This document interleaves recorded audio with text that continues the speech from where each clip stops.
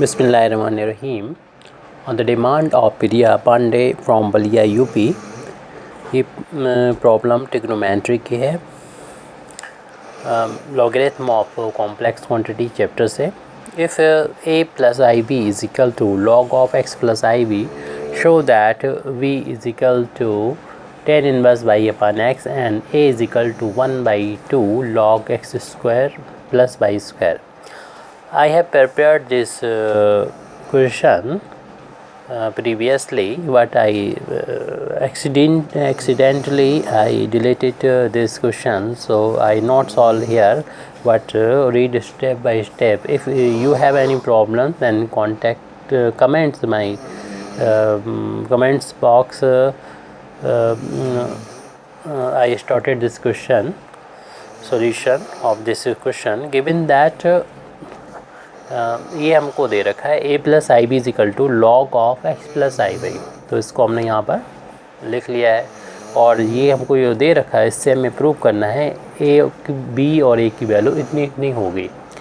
तो सबसे पहले हमने क्या किया कि दोनों साइड में एंटीलॉग ले लिया. जब एंटीलॉग लेते हैं तो यहाँ पर ये पावर में पहुँच जाएगा उसके जो लॉग के बेस में होगा. अगर यहाँ पर लॉग में बेस नज़र नहीं आ रहा आपको, तो समझ लीजिए कि बेस ई होगा जो हमने यहाँ लिख रखा है. तो ये ई की पावर में हो जाएगा जो भी हमारा ये है यहाँ पर.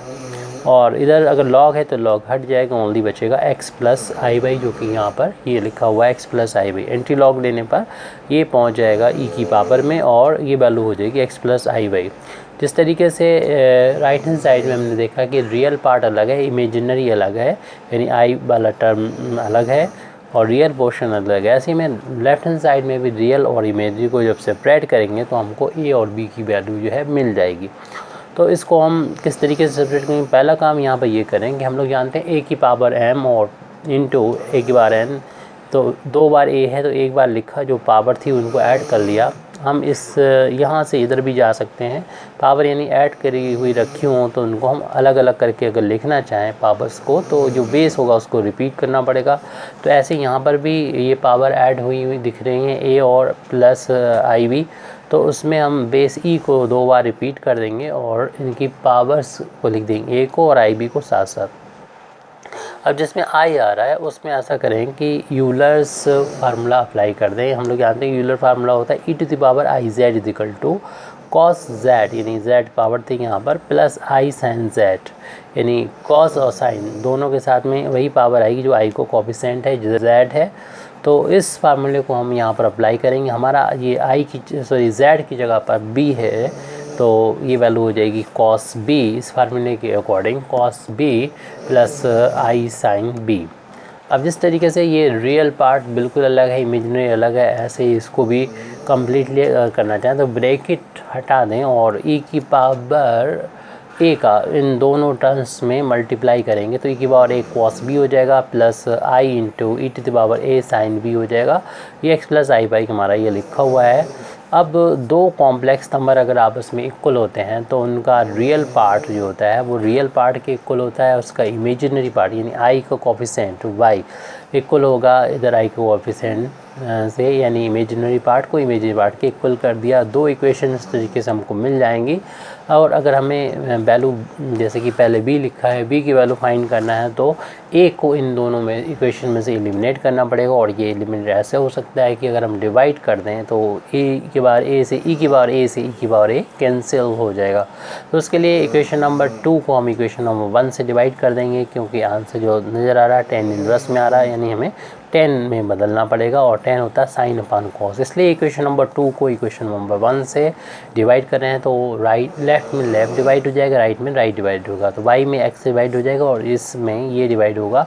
तो e की पावर a कॉमन होने की वजह से e की पावर a जो होगा वो कैंसिल हो जाएगा. तो e की पावर a कैंसिल होने पर हमारे पास y अपान x की वैल्यू मिल जाएगी, साइन अपान कॉस की वैल्यू 10 tan b के बराबर होगी, यानी एंगल सेम है, साइन अपॉन कॉस होता है tan होता है, और एंगल b है तो b लिख दिया यहाँ पर। अब tan को अगर हम लेफ़्ट में ले जाएंगे तो ये इन्वर्स में कन्वर्ट हो जाएगा, तो b की वैल्यू आ जाएगी tan इन्वर्स y अपान x, जो कि हमने यहाँ पर लिख रखी है।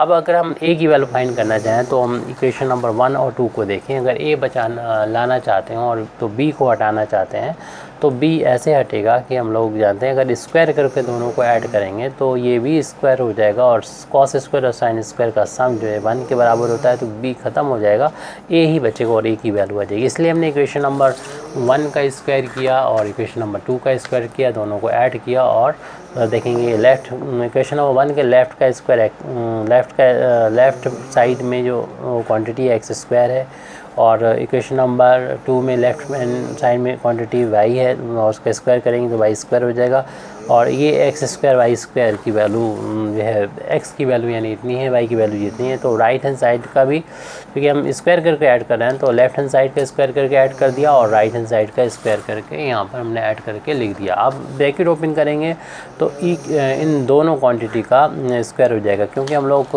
ये फार्मूला जानते हैं कि अगर दो नंबर का प्रोडक्ट हो और उसकी पावर m हो तो a टू द पावर भी m हो जाती है और b की पावर भी m हो जाएगी। तो इस फार्मूले का हम यहाँ पर यूज़ करेंगे, तो a की पावर भी 2 हो जाएगी और cos b की पावर भी 2 हो जाएगी। इसी तरीके से यहाँ इस ब्रैकेट में भी यही फार्मूला हम अप्लाई करेंगे कि दो नंबर का इंटू हो रहा हो, उसकी पावर कोई है तो दोनों की पावर m हो जाएगी, और इनके बीच में मल्टीप्लाई था तो इधर मल्टीप्लाई ही होगा, जैसे कि e की पावर a और साइन b में मल्टीप्लाई हो रहा है तो e की पावर a का भी होल अब स्क्वायर हो जाएगा और साइन b का भी स्क्वायर हो जाएगा। अब देख रहे हैं प्लस का साइन है, दो टर्म ये हैं और दोनों में e की पावर a जो है वो यहाँ पर कॉमन है, इसका स्क्वायर तो कॉमन ले लिया, ब्रैकेट के बाहर ले लिया, तो यहाँ पर कॉस स्क्वायर b बचा और ये sine square b। Angle same हो और साइन का स्क्वायर हो, कॉस का स्क्वायर हो, बीच में प्लस का साइन हो, तो इसकी वैल्यू हम लोग जानते हैं 1 के इक्वल होती है। और ये ब्रैकेट हटाएंगे तो a की पावर m और उसकी पावर n हो, तो ब्रैकेट हटाने पर ब्रैकेट के अंदर की पावर और बाहर की पावर का हो जाता है मल्टीप्लिकेशन हो जाता है।